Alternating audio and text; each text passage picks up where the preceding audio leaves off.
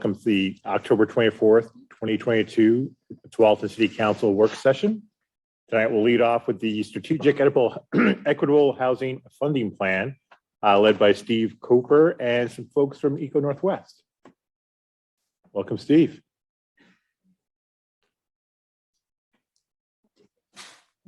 Thank you, Mayor and Council. Good evening. Steve Coper, Assistant Community Development Director, and I have Aaron Engman, Senior Planner, with me as well to help answer questions tonight. The presentation is primarily going to be led by our consultant, Eco Northwest, as the Mayor mentioned. And let's see if they're joining us. I was going to say, where are they? So our Eco Northwest team is Kareem Sausalito, Mary Chase, and Beth Goodman. So I don't know if they're showing on the call or if they can hear us and they can say hello. Hey, I'm here. I think my colleagues might be in the waiting room. So we'll do some troubleshooting and try to get everybody in.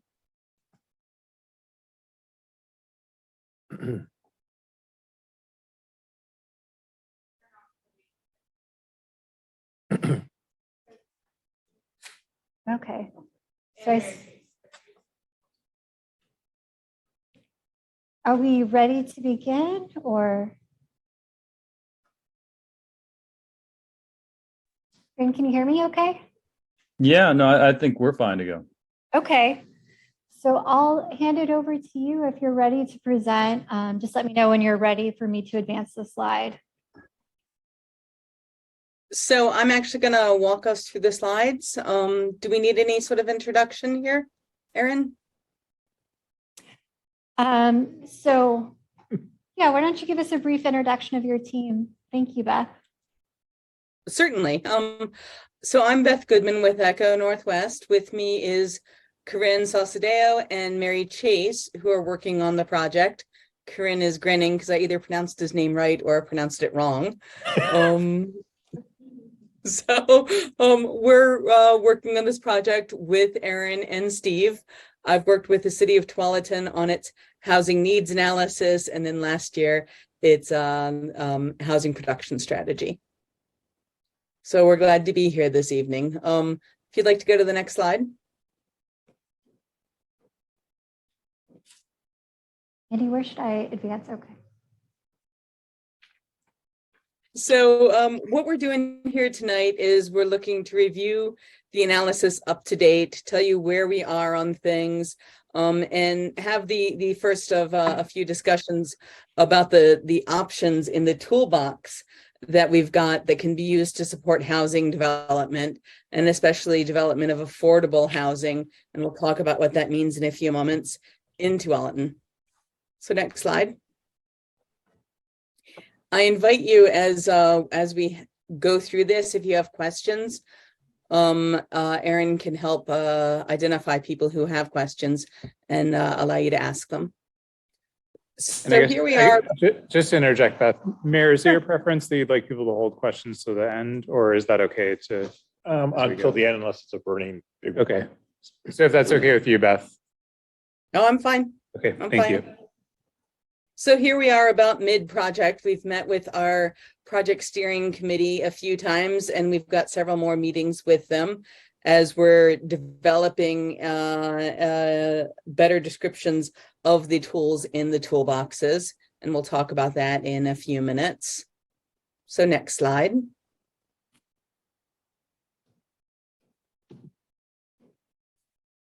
So just a little bit of a reminder of where we've been.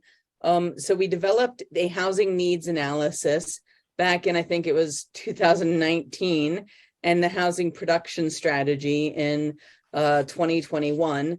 The housing needs analysis really focuses on the forecast for new housing need, and it looks at the buildable lands inventory to figure out whether Tualatin had enough land to meet the expected growth of housing. It also provided a lot of information about housing affordability, demographic and socioeconomic characteristics, and housing market data. We're continuing to use that data as we go forward because some of it changes very slowly, whereas things like housing prices, that kind of thing, that changes fast. So we have updated data where we needed to. the housing production strategy really got deeper into what does housing need mean in the context of Tualatin. So it's housing need by income level, but then also housing need for underrepresented groups like people of color, people with disabilities, and what does that mean? And that's led directly to this project, which is the beginning. I'm not sure it's the beginning of the implementation of the housing production strategy, but it's a key part of the implementation of the housing production strategy. So go to the next slide, please. So just to review Tualatin's key housing needs. Next slide, please. So when you think about housing need, one way to look at it is by cost burden. And right here, we're seeing cost burden by tenure. So 56% of Tualatin's renter households are cost burdened, compared to 22% of owner households. Now, this data is a few years old, but this data changes very, very slowly. What we see is amongst renter households that about a quarter of them, a little more, are severely cost burdened. And so a cost burdened household spends 30% or more of its income on housing costs. A severely cost burdened household is spending 50% or more of its income on housing costs. So you've got a big problem, especially for renter households. And this is true all across the Portland region, and frankly, in almost every community I've worked with in Portland, in Oregon. So next slide, please. So then I mentioned that you have groups that have disproportionate level of cost burden. That means their cost burden more frequently than the average in Tualatin. So those groups are people of color. The Latino community represents your largest community of color. Overall, people of color are about a quarter of Tualatin's population, and their need that is different than the overall average is for housing that's affordable, assistance to avoid displacement, access to housing in high opportunity areas. So that's where there's good jobs, good schools, that kind of thing. And then especially access to housing without discrimination. You've got seniors and people with disability. Again, there's need for housing that's affordable, given proportionately lower incomes.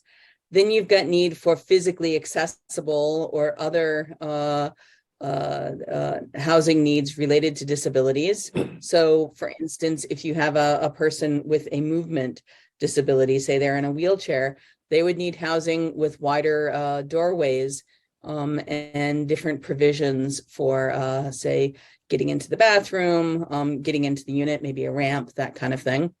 And then oftentimes access to housing with needed services that meet their needs. And then housing for people experiencing homelessness. So at the very basic point, you need housing at all, and housing that's affordable.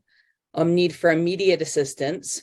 Some people experiencing homelessness need services to help them stay in their housing and function in day-to-day life. And improved access to an affordable unit, because people experiencing homelessness are so often have no income or really very low income. So these are true for people across the Portland region. This isn't something that's especially unique in this way to Trout. I keep wanting to say Troutdale, and I know I'm in Tualatin, so pardon me, guys. So what's considered affordable? This is information that is based on data that's a little bit older, but it's not particularly out of date in a lot of ways. So if you look at a household that earns 100% of median family income, that was $92,000, you can see they can afford about $2,300 a month in rent, and a unit that costs up to about $370,000. Well, there's certainly housing that's affordable in that rent range, but there's not housing that's affordable for home ownership, generally speaking, in that income range. This project is really focusing, since we're looking at an equitable funding plan for implementing your HPS, it's really focusing on households with income below 80% of median family income. So those households, say, could afford about $1,800 a month in rent, and they very rarely can afford home ownership. And then you get a little further down the income spectrum, and you're looking at a household earning about half of median family income, which is about $46,000. And this is for a family of four, and they can afford about $1,150 a month in rent. And that's very hard to find. When you think about the housing that's newly developed in Tualatin and across the region, really, most of that housing that's newly developed is affordable to your highest income households, because generally speaking, the sales prices are well above, at or above what's affordable to a household with 120% of median family income, or $440,000 for a sales price. Those sales prices are getting harder and harder to find. So next slide, please. Oops. I think you went way to the end.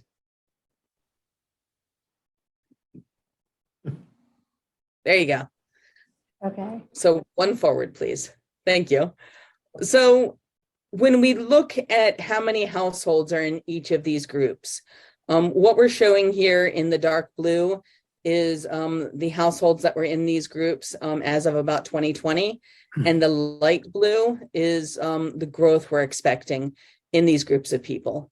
So what we're seeing is quite a number of Tualatin's households have income at or above 120% of median family income. That's about $42,000. That's about a third to 40% of your households. And then the rest of your households have income that's lower than that. So those households in that upper income bracket are more likely to be able to afford housing, but all your other households, and you've got quite a number of them, say below 50% of median family income, nearly 4,000, cannot afford market rate housing. So they're often looking at publicly subsidized or income restricted affordable housing. So that housing isn't built by the private developers. That housing is only built, generally speaking, by nonprofits and projects where you have government financing in it. So that housing that's really between 50% and 80% of median family income, that's your sort of middle income. You can call it your workforce housing. Those are the places that we're really focusing in this project. Next slide, please. So what strategies are we considering here? Well, first we're looking at, as a reminder, the types of, there we go, the types of factors that the city can influence. So Tualatin obviously heavily influences public policy through zoning, density requirements, design requirements, that kind of thing. Tualatin also influences land because you've got land that's vacant or land that's potentially redevelopable within the city. The city can also influence infrastructure development. That's something that's one of the city's roles. The city rarely has a big role to play in access to capital for building new housing, but it might have a minor role to play in that in terms of rehabilitation, that kind of thing. And then the city's got a role to play in making new housing more financially feasible so that rents can be lower, but the project can still be a profitable project, which is necessary if you're looking at market rate developers. Of course, income restricted housing developers, so that low income housing developers, they aren't looking to make a profit, but they still have an extremely difficult time making funding work. Next slide. And we'll talk about that funding stack in a few moments. So the strategies that are under consideration in this project, the ones that are in green are ones that would bring in money. So potentially implementing a local construction excise tax that would add money that could be used to pay for some of the other things that we're talking about here, to backfill. Urban renewal, that's a very important source of funding. You're going to see that we don't have a whole lot of other funding sources here, except the last one. It's colored in pink, but it's really about identifying other funding sources. There aren't a lot of other funding sources, but we're looking under the cushions essentially. So we've got a number of different tax exemptions here. There's one that is for income restricted housing, the nonprofit low income. And then there's another that's for workforce housing, the multi-unit property tax exemption. Those both forego funding. So forego revenues that the city might bring in. So for instance, if you had one of those tax exemptions, I understand you've just implemented the nonprofit, actually, partially implemented it. So if a nonprofit comes and builds new building in Tualatin, the city would be foregoing the tax revenue from that new building. But if the building hadn't been built, there'd be no tax revenue anyway. We're also talking about system development charge exemptions. That's another form of foregoing funding. It's a very important point and often a difficult one to talk through. So we'll talk about that and ways that the city might backfill funding from some of that. And then another thing that actually requires money is homeowner assistance programs. So that could be things like rehabilitation loans for housing for low-income households, down payment assistance for low-income households to get them into home ownership. So there's a few of the things that we're talking about here. On the next slide, we're describing what we're trying to do with this. So you've got the funding source, a number of funding sources here that are paying for the total project costs, but you've got a funding gap. And this could be for income restricted housing. It's very common to have a funding gap for that. It could be for market rate development also. So how do you fill that funding gap? The tools we talked about above are some of the ways that you might fill that gap. And so that's what we're talking about here. Next slide, please. So where we are in the project. Next slide. I'll talk through a few of the tools that we're talking about and then where we're going. So we've looked at the construction excise tax. It would add revenue to the city through charging a tax of up to 1% on newly developed market rate housing, generally mostly single family housing. It can be less than a 1% construction excise tax. But basically it's a source of funding that you can use then to support development of other types of affordable housing. You can also have a construction excise tax on commercial and industrial development as well. And that's a different way of looking at getting businesses to help support development of affordable housing that's necessary for their workforce. So our findings on some analysis was that a 0.5 to 1% commercial and industrial excise tax would certainly create a fund that would help the city pay for housing, affordable housing over the long run and produce enough revenues that it would bring in some money to start changing the basically to start funding affordable housing development. You'd probably also want a CET on new housing development, but perhaps it's something less than a 1% CET, especially since the city is doesn't have a lot of housing development going on at this point. So for instance, a 0.5% CET based on development between 2016 and 20 would bring in about $50,000. 0.75% would bring in about $75,000 if future development was like the past. Over the course of a few years, that amount can add up, and the potential for commercial and industrial CET is certainly there. For a 0.5% CET on commercial and industrial, you're looking at about $200,000 or so. So these funds can be used very flexibly to support affordable housing development. I'm not going to talk too much about the low income tax exemption, except to say that you've adopted one, and you've adopted one that covers the city's portion of property taxes. I believe the city may also be looking at working with your overlapping taxing authorities to get some of them on board, so that you're looking at all of the property tax exemptions, all the property tax levies for a particular development to be exempted. And that really does provide help to support nonprofit low-income housing development. Next slide, please. So the multi-unit property tax exemption, it's a lot like the nonprofit, but it's targeted to housing that's affordable between 60 and 120% of median family income. We usually say look at it for housing that would be affordable at 80% of median family income, because that makes it a little bit more affordable. That housing is hard to build without some incentives. And the city gets essentially more result out of that, more affordable housing out of that.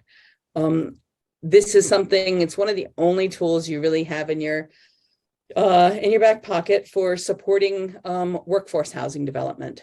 It's a really important tool for that, and it can be used in conjunction with something like urban renewal if it's used carefully with urban renewal, because they can cross each other out a little bit in some ways if you're not careful.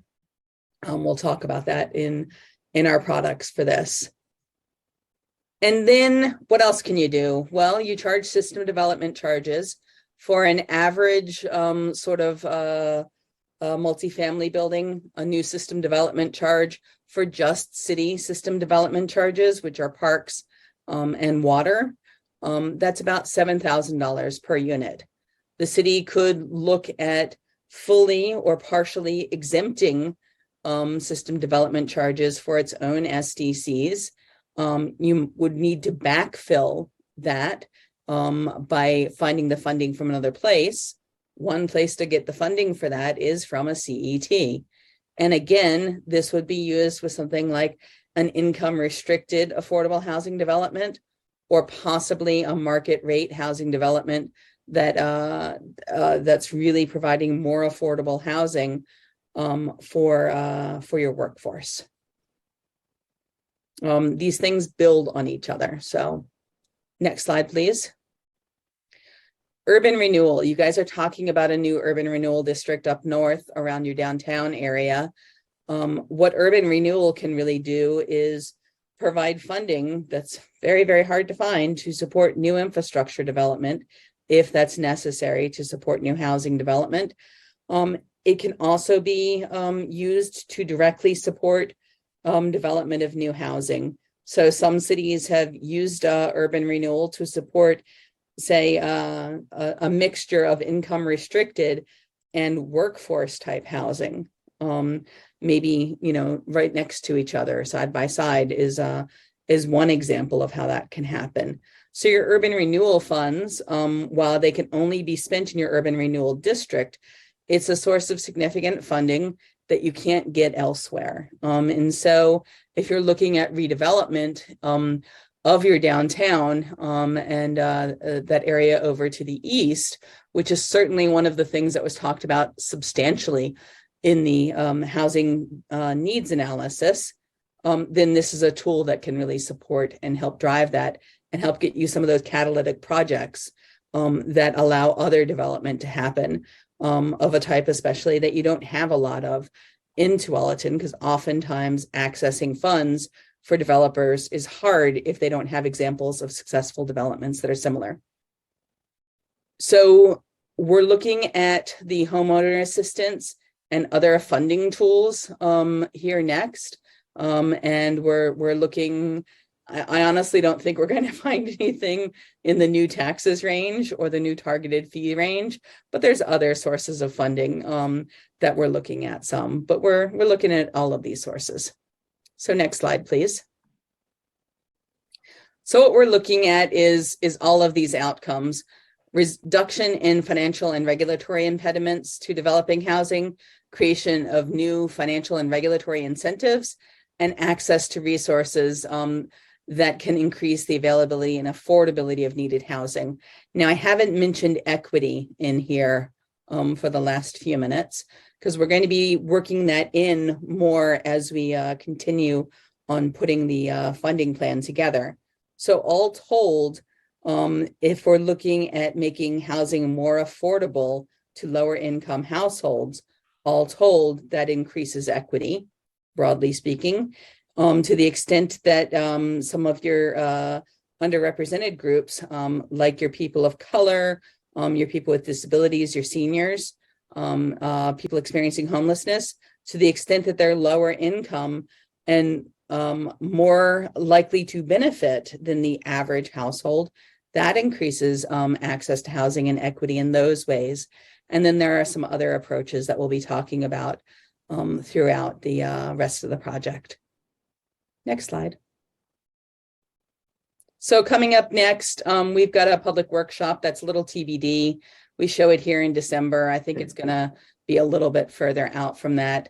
We'll have some planning commission meetings, some city council meetings, and then some ongoing committee meetings. We'll have more of those.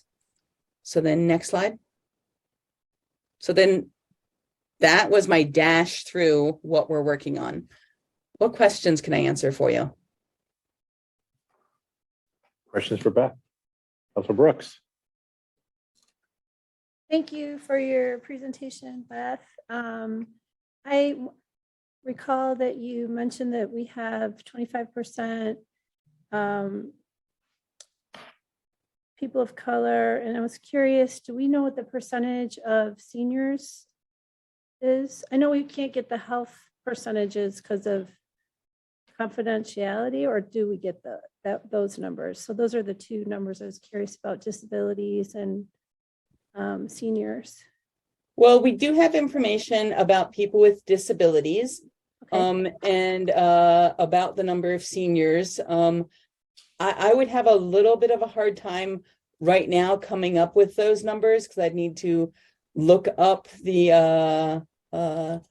last couple of documents, but that's certainly something that we can ask Steve and Aaron to bring back to you, because that information is in the housing capacity analysis, the housing needs analysis. Okay. Yeah, I think that'd be helpful for me for assessing and understanding how we're thinking on approaches.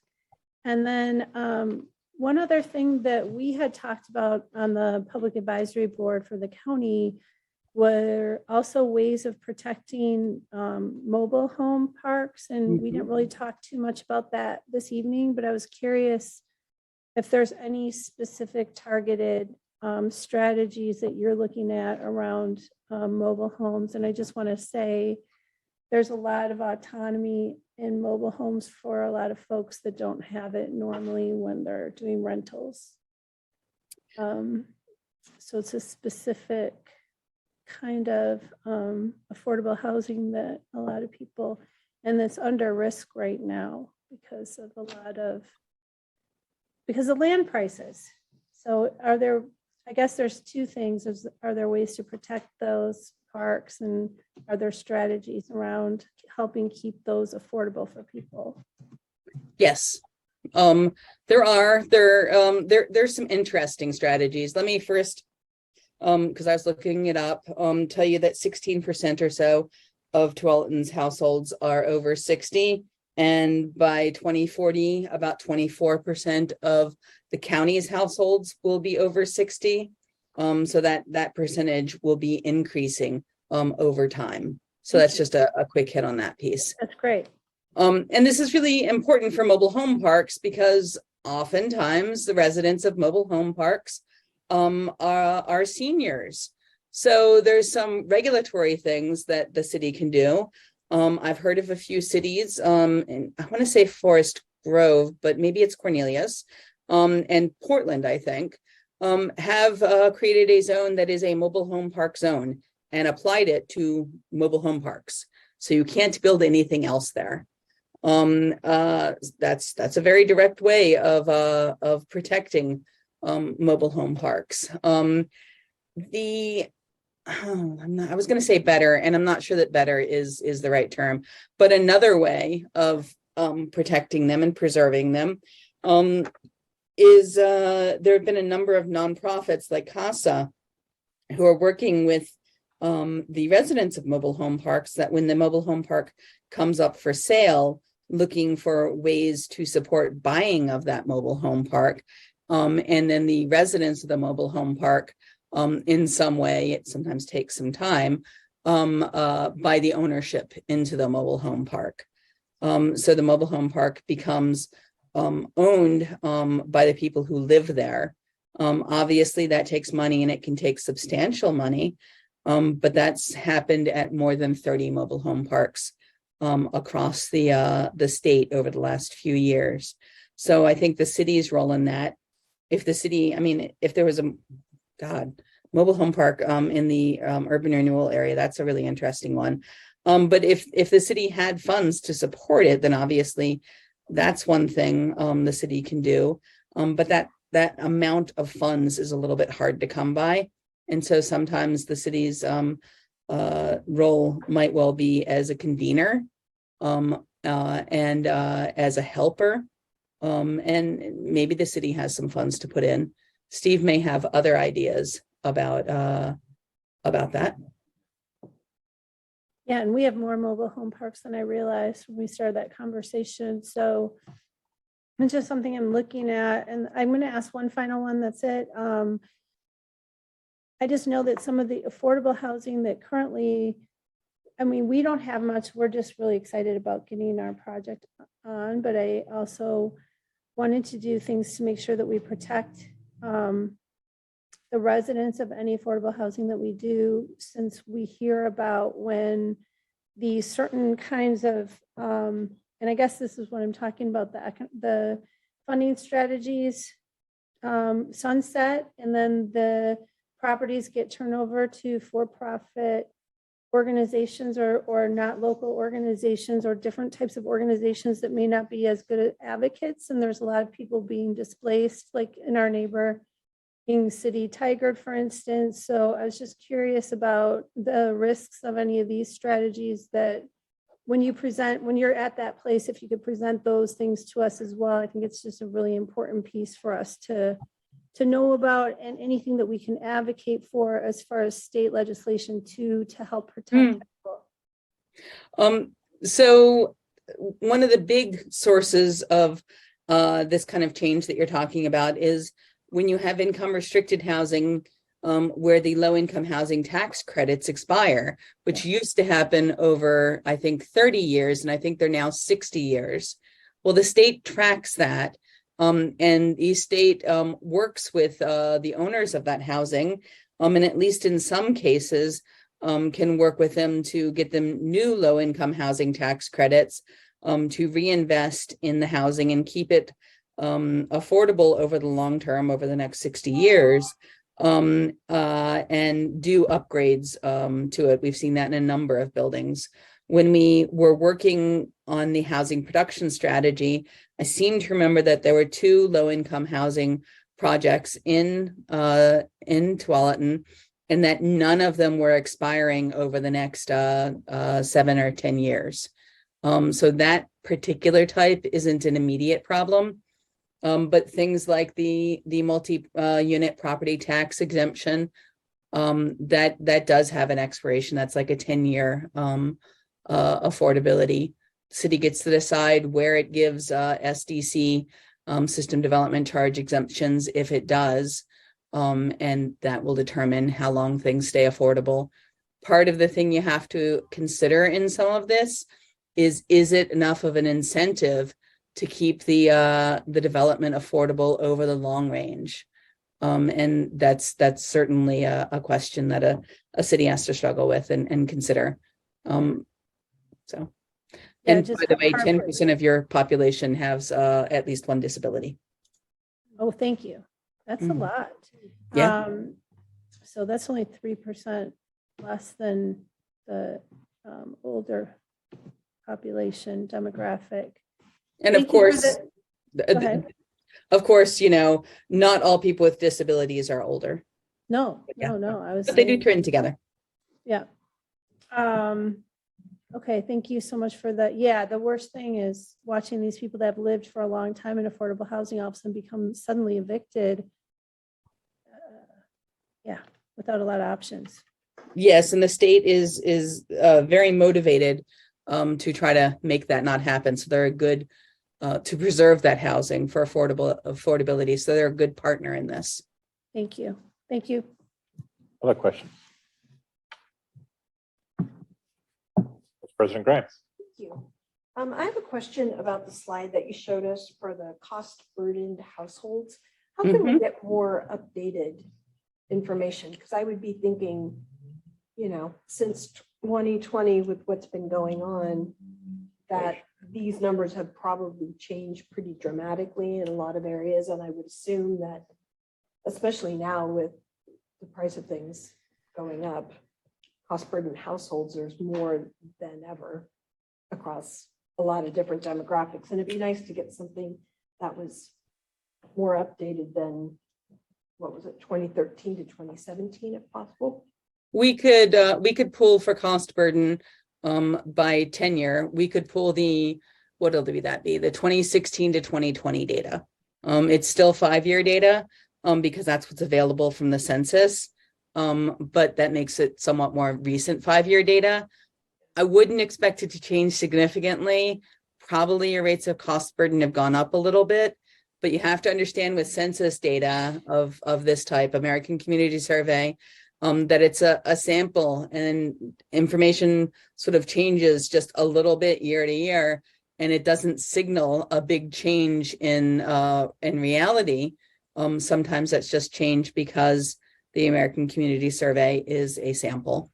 So yeah, we can get the current cost burden by tenure data.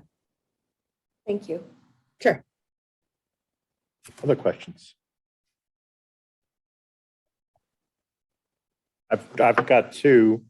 First one being on your timeline with the hopeful delivery of your final product by May of 23.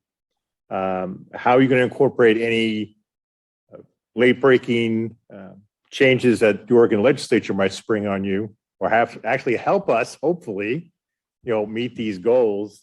Because the session is supposed to start in January, maybe. How will that impact your timeline? Well, the legislature is always the legislature, and I'm reminded of, always in movement is the future. So having quoted Yoda now badly, what I would say is I've heard a lot of interesting things about what the legislature is going to do. And it's going to depend very much on the elections and all of that.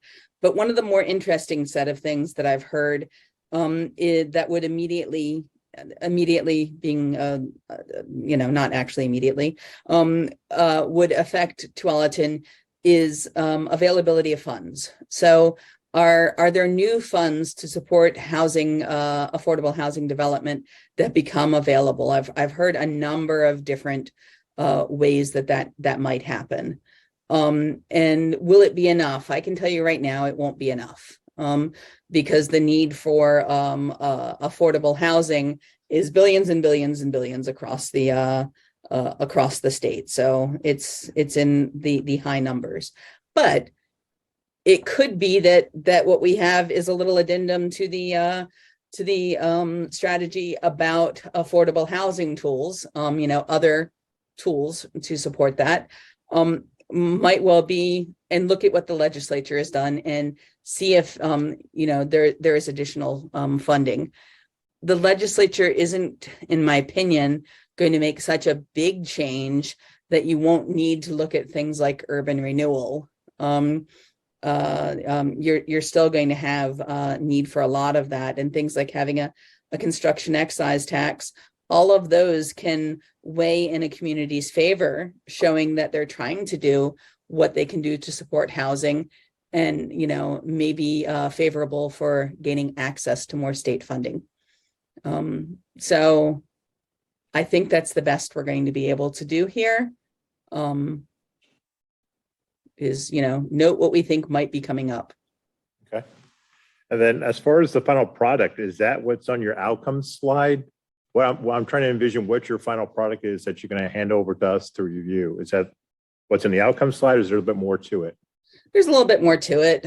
We've got memorandum that are describing all the tools that we talked about here, and those memorandum will all get shoved into an appendix. So the city council and the city, as it's implementing each of these tools, like it's considering the multi-unit tax exemption, you've got the analysis we did there, and that can be used to explain why it's important, how much it might cost, some of the considerations in developing that tax exemption, because it comes with a lot of things that the city can do. And then the main part of this is going to be putting together the big pieces. So saying, okay, we don't actually know what's going to happen, but here's the approximate size of the need for affordable housing.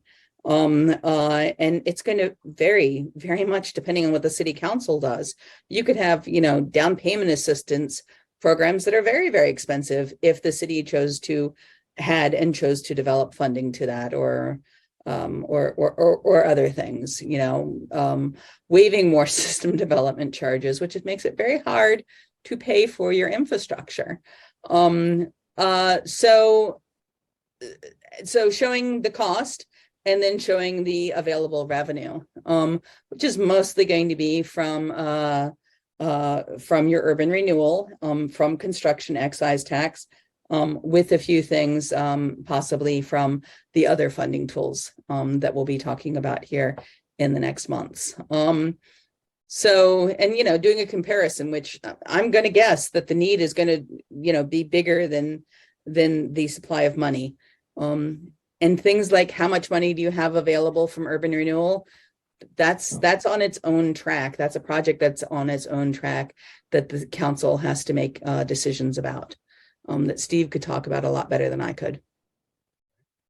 So that is what we're going to do, and talk about how to implement the HPS with these tools, and attempt to make your housing market conditions more equitable. All right.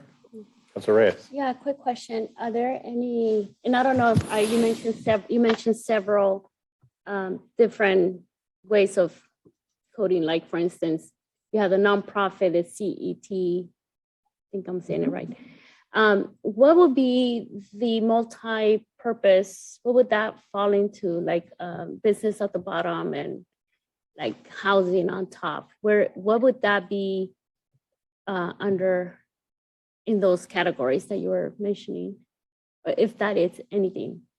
It doesn't make sense. I don't know if I'm Are you asking about the multi-unit property tax exemption, and who does that serve? And how does that roll into like a mixed use development? Okay, so if Erin, could somebody put back slide 10 in the presentation up on the screen? So this is the picture of income as income distribution in the form of a house. And when you're looking at your households that are benefiting from the multi-unit property tax exemption, they're essentially a little higher than 50% of median family income, certainly up to 80% of median family income. So let's just say, for simplification purposes, your households that are a household of four earning $46,000 to $75,000 and can afford $1,100 to $1,800 or so in monthly rent.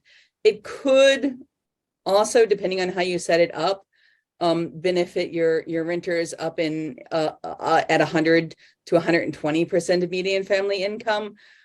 But our advice is generally going to be concentrate on those renters where building new housing that's affordable for those renters is really hard. So that's usually going to be between 60 and 80% of median family income, maybe a little bit higher. Does that help? Yeah, it does help. Thank you. One more question. Sure. When you mentioned home ownership, I think I'm trying to understand that kind of program, because you said there are down payments, maybe home repairs. home repairs would be like adding a unit. Is that what you're talking about? Or what would be a home repair? Like fixing a roof. So if you have a low income household and they may be pushed out of their housing, they're a homeowner, but they may be pushed out of their housing because their roof is so bad and it costs $15,000 Oh, I see. to fix it, or because they've got what is the word, foundation problems, that Okay. kind of thing. Okay, thank you. Mhm. Any other questions? Thank you. I had one more question that I thought of before and I forgot. So I've been doing a lot of canvassing lately, and there's a lot of concern right now around densified building, which is what this would be, and how, I know that you said we only have control over these quadrants. And transportation wasn't part of that conversation. It's But infrastructure. Okay, I really want to make sure that we pull some of that out, because I have a lot of constituents that are really happy with the idea of densification and providing housing needs for people that need it, but are very concerned about the infrastructure and traffic impacts in our community.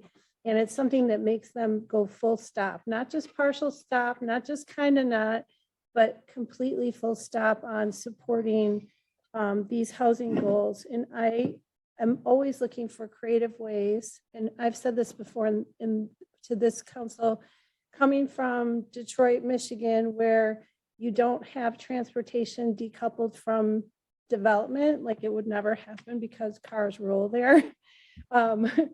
It's always shocking to me that we just build with no infrastructure. So I'm just without the transportation infrastructure. So I know it's a hard problem to solve because it's already been rolling downhill for a while, but any ways that we can get stronger in coupling those, our planning in that direction, and putting in policies that help, meet all of our concerns around this, because we don't want to create something that's just untenable for the people that live there, and another situation that they have to hurdle, and a situation for the surrounding community as well that can't already get around, and we're expected to somehow absorb diverted traffic from tolling. So I'm confused about how all of this is going to actually work.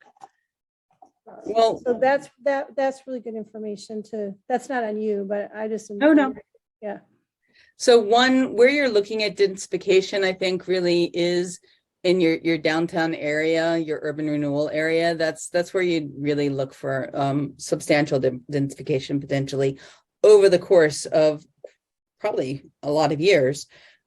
Steve, has the city been working on its transportation system plan? We're about to embark on a update to the transportation system plan, will be forthcoming. And so part of that will be study of opportunity areas for densification. That makes sense. And so you'd want to couple these things together. When we did the housing needs analysis, I almost felt like it was more of a transportation planning project, because we heard at least as much about transportation as about housing. So your TSP, then your transportation system plan, is really where you'd get into that policy and make sure that you're matching up where you're talking about more density with where you're talking about transportation alternatives. Thank you. Any other questions? All right. Well, thank you all for presenting tonight. Appreciate the information. I guess it's just an information item. We look forward to hearing back from you again when you start your public outreach. Yeah, we're excited. All right. Thank you. Thank you. Thank you.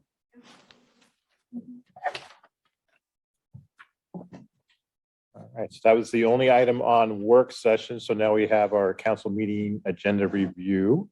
Are there any questions on any of the items on consent?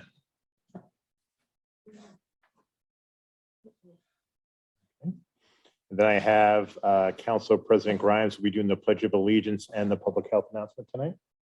Okay, is that good? with Oh, you? yeah. Okay, Just like, yes. all right, well, I just want to make sure. All ask right. rather than tell. Any questions on anything in the two items in general business? All right. And we have no proclamations for people to read. So with that, we'll go ahead and start on our council roundtable. I had a actually consent agenda question, just because I didn't get the review, just if we could just look at the Tualatin investment policy, that'd be okay to just hear a briefing on it. Which number is that? Number 5. Don, you able to brief and if we pull that off consent? Yeah, I mean, there's no changes to the current policy. We're not proposing any changes this year. Okay. So I don't know if you have anything specific about the policy. It's just we have to take it to the council annually for approval, adoption. I'll run up here. We're required by the policy to take in, by the state, to bring it to you annually for adoption. So our investment advisors annually will give us any suggested changes to bring to you. This year, there are no suggested changes. It's just we have to go through the process of an adoption of it. I guess my big question is, are we investing in, I'm looking at it for investing in green things or less green things. I'll see it in a nice way. I don't know of anything that's a less green thing. Our advisors do look at options for it. I don't know if there's anything in our portfolio right now, but it is something when I ask them about it that they do look at to see if there's anything that matches in a green investment. I know that those investments are becoming stronger, and I'm hoping that we're looking at those in a pointed way. Yeah, in the That's it. package, there's like 18 pages. Yeah. Like the investment strategy.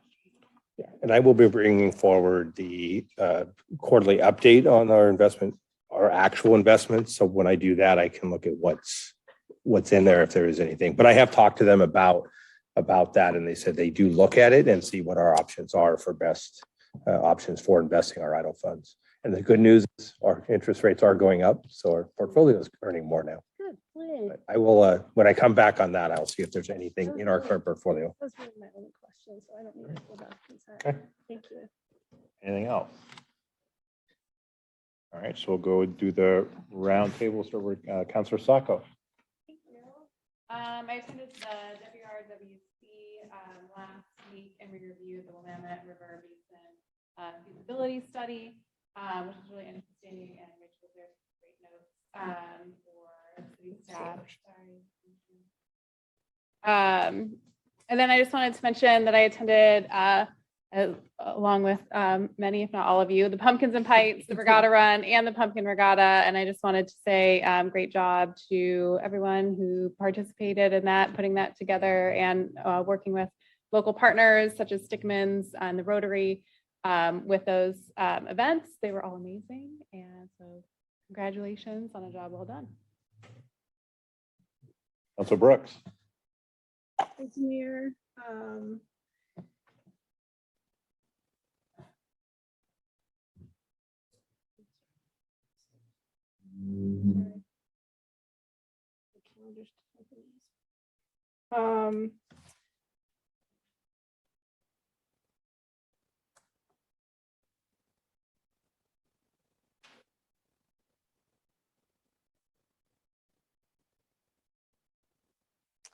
So I wanted to also thank everybody that worked on the Pumpkin Regatta. I was in a pumpkin. It took me like, I think 4 nights of Epsom salt baths to get back to normal after being in one of those.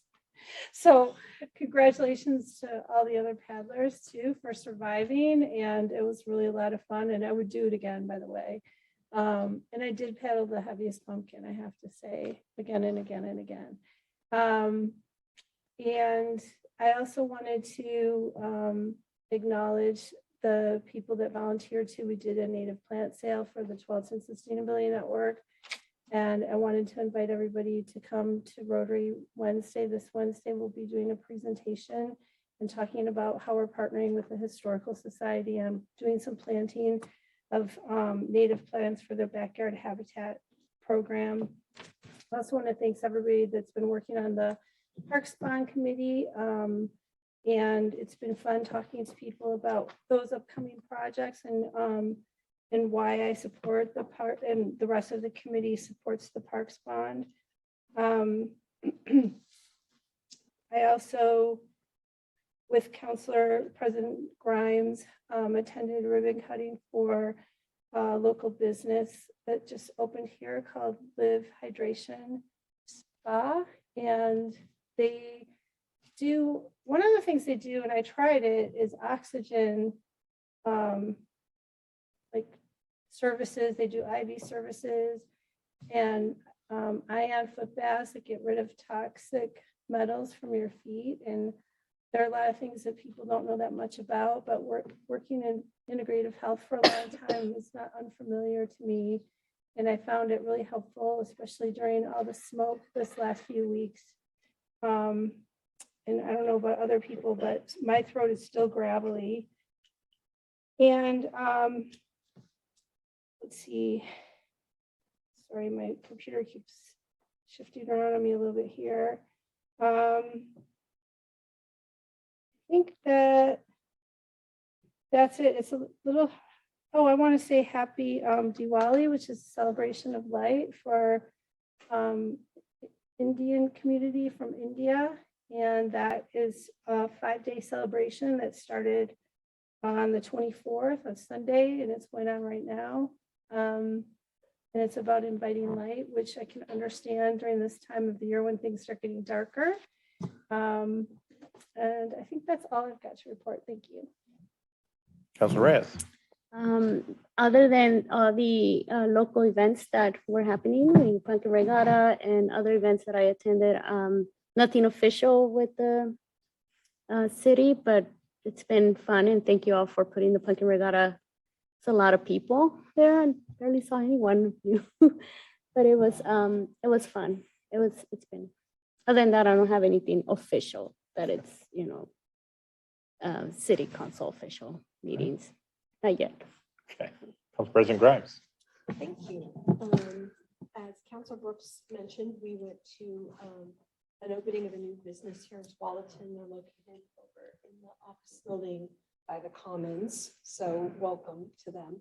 And what I wanted to comment on as part of that event, which is hosted by the Tualatin Chamber of Commerce, was just the amazing work that the chamber does to not only welcome new businesses for the community, but to set them up for success through networking opportunities, honing their message for potential clients and consumers, the way they teach them to focus on the benefits that they offer, how to communicate and interact with potential customers, as well as other people in the community, other businesses, city government.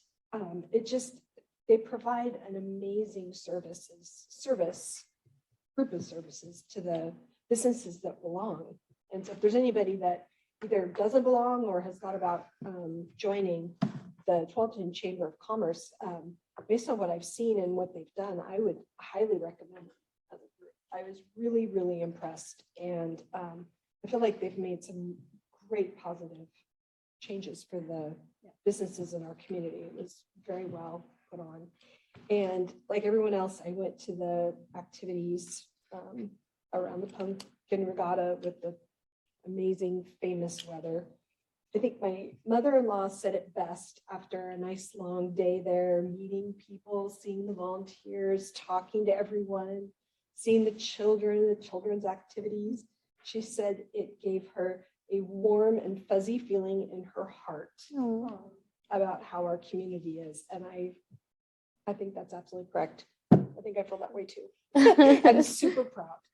And it was great to see that some of the longest lines, especially for the kids, were the tents and the tables that we were providing as a city with, the balloon animals and the coloring and the different craft stations. I mean, the lines were a mile long, which was great because it meant the kids valued it enough to stand in line that long. And I was really happy about that because that, gives good value to the community, and it was fun for families, and it was free, which is a nice thing to be able to offer at an event like that where, so much is entrance is free, but you purchase things. This was just something that we provided, you know, to the community at our cost. So anyway, that's all I have to share. It was a lot, so thank you.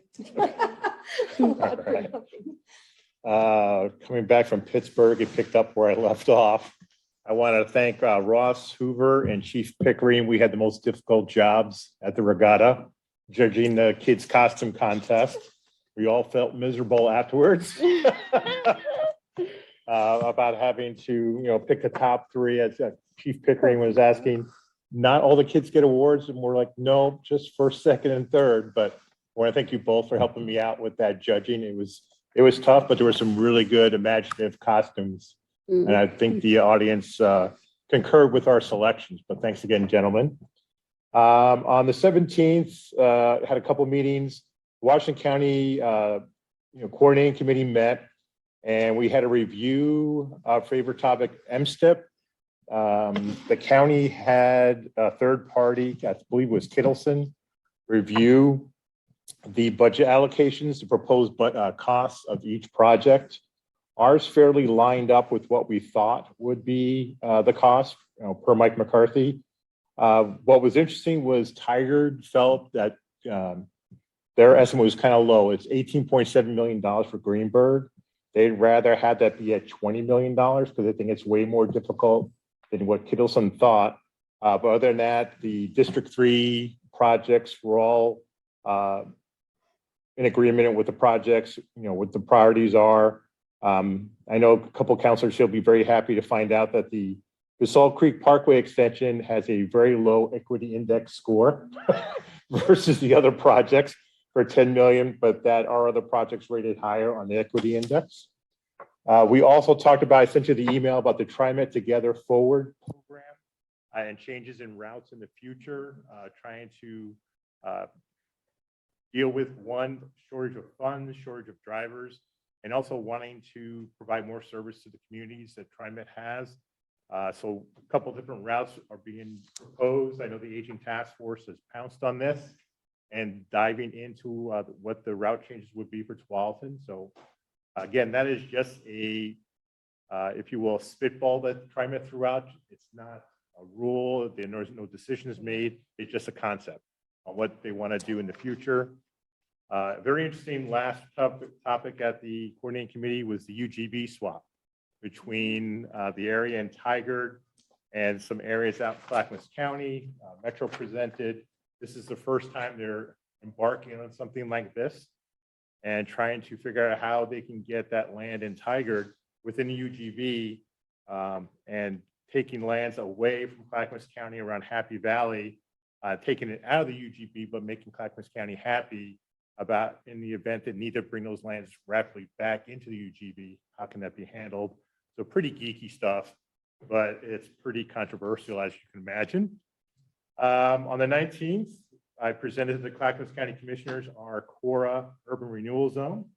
I thought it went very well. Commissioner Smith called me ahead of time, telling me she was no fan of urban renewal, and she made that well known at the meeting.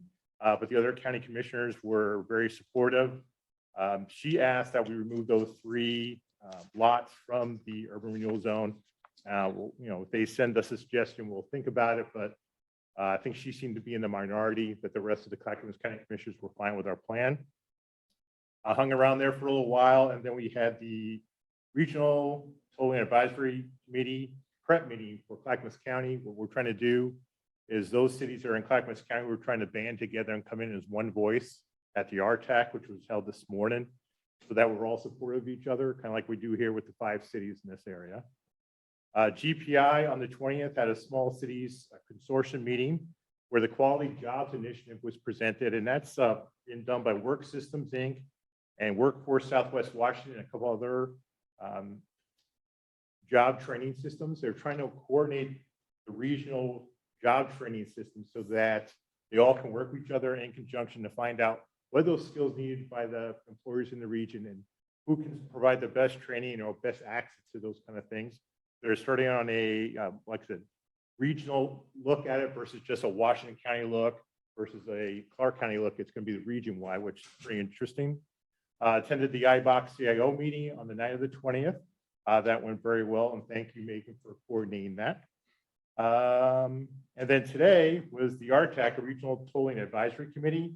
My take back from today is we got to be super involved in this NEPA, which I don't even know what the hell that stands for. It's an environmental review, but all the nitpicky details of what's congestion, what's congestion relief, what is a corridor, what's diversion, it's all in this NEPA plan that the RTAC has no input on.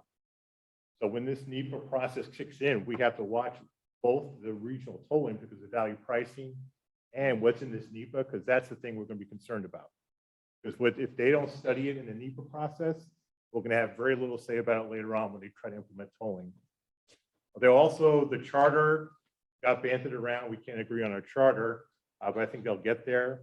And then the Federal Highway Authority presented value pricing on how that works and the different federal titles. What my takeaway with there is that you have value pricing. The federal government is encouraging and allowing congestion pricing, but the Abernathy Bridge and the Tualatin Bridge do not fall under that. It's a separate title. So all the rules that apply to value pricing are not going to apply to the two bridges because they're considered bridge tolls, not value pricing. It's confusing as hell. Good thing we have another year to talk this out because they're not subject to the same federal standards. So as you can see, that's why we have preparatory meetings at Clackamas County so we can get on board, figure out what this is. Then we have, and this afternoon, I know Councilor Brooks was on it. Washington County Coordinating Committee had the workshop in preparation for the JPAC meeting that's coming up. And it was all about high capacity transit. And what is the plans going into the future? What has to be reshifted with tolling coming? Now that Southwest Corridor might not be in it. How does it impact both north, south, east, west? And when near the end I had to leave, but it was Mayor DeLynn and Cornelius was off on his usual rant, which is a very valid one. Why does it take an hour and 45 minutes to get from Hillsborough to here? How can we have someone ask someone to eat up 3 hours every day of just commuting time? This is inefficient. As I said, we don't need an evolution, we need a revolution in transit in this area. Oh. Get that right? I would like to make a comment because there's a lot of comments about how much money we don't have and moving into quick buses. And my thinking around this was, first of all, it didn't sound very green. And if they're going to take rail out of the conversation, which it sounds like they're trying to do, if you're going to add lanes, embed rail in the lanes, because we're not just talking about 5 minutes off a bus trip. We're talking about also what users want to use. I know a lot of people that won't take the bus that would be happy to take rail just because of the fumes, the bumpiness, the getting sick on the bus, the safety issues, where rail's a smooth ride and so many people, it's user friendly. So there's a lot of the conversation that felt like it was off the page, but it was really good conversation. And Mayor Bubenik, of course, also talked about creating a ring around the area like they do in other areas for service to focus on these areas that we know are issues for here, including getting people from Oregon City to Tualatin, people from Tualatin out to Hillsborough, et cetera, where we have really nothing. And so everybody was on board for the need. And I think that people were dissatisfied with some of the ways that they were talking about tackling it, financial or not, because of the lack of vision for this area. And it continues to be a lack of vision from so anyway, that's my 2 cents. Thank you. At the end of the meeting, Mayor Callaway, who's our representative on JPAC, and I were texting back and forth. Yeah. He's going to present our message. I think he'll do very well. Good. And I also talked with Mayor Truex after the meeting, and I thought he had some really good points. Also, why weren't they working with, what's the other transportation company? Rideshare. Ride Connection. Why weren't they working with Ride Connection? So I'd like to see more collaboration in that. Thanks. Then tomorrow, right? The core presentation of Washington County at 4 o'clock. I just want to remind people also in our last few minutes, Don't forget, if you haven't done so already, the Veterans Breakfast at the Pole Center on the 4th from 8 to 10:30. You have to pre-register. If you go to the city's website, you can do it by email, by phone, but you just can't show up because there's a maximum capacity. So if you want to attend, it's free for veterans and there's a small fee for those who are not veterans. I got 2 other items, but I'm going to do that at the regular council meeting because they're pretty big. So that's it. Anything else? We'll go ahead and close this meeting. We got about 5 minutes and we'll start back up at 7 o'clock. Thank you.